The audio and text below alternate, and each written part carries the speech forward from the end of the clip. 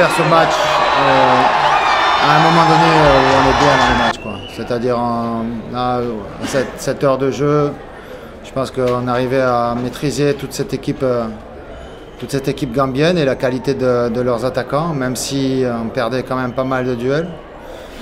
Mais au final, on était suffisamment costaud pour empêcher les occasions. Et puis on prend un but venu de nulle part, parce que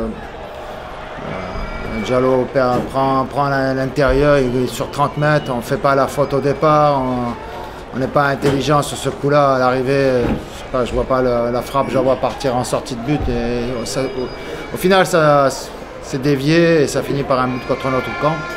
Ça a changé évidemment l'âme du match, c'est-à-dire qu'à un moment donné où on était bien dans ce match, ça a changé le sort du match avec des Gambiens qui se sont retrouvés d'un coup galvanisés.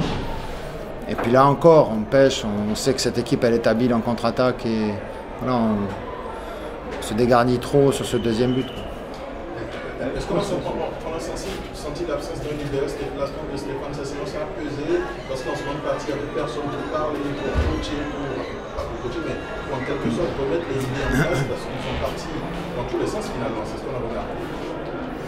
Non, c'est parti dans tous les sens à partir du moment où la Gambie est revenue au score. Jusque-là, c'était assez maîtrisé. Bien sûr que le leader technique et aussi le leader que Stéphane avec son expérience sur le terrain, ça nous fait défaut, mais on ne va pas pleurer. On peut pas. Aujourd'hui, il n'était pas dans l'équipe. On sait dès le départ que ça va nous manquer, mais voilà. Je le dis, on avait les cartes en main, on les a laissés filer. Le carton jaune de Sergio en partie, c'est si. De celle-ci en premier temps, nous sommes nous avoir fait beaucoup de temps parce qu'on a senti non-engagement du côté de celle-ci par la suite.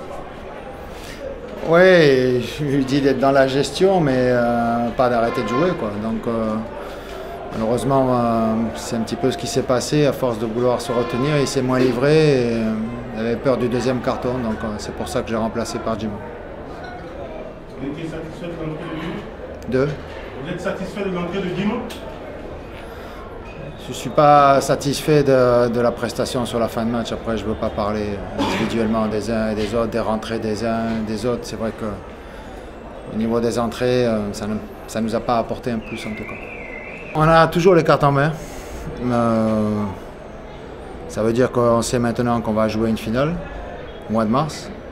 Il y a du temps encore. Je pense qu'il faut dans un premier temps digérer ce résultat-là.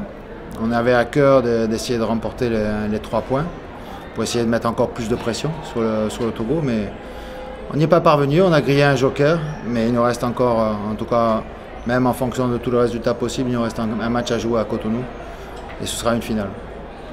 Merci beaucoup, monsieur. Merci.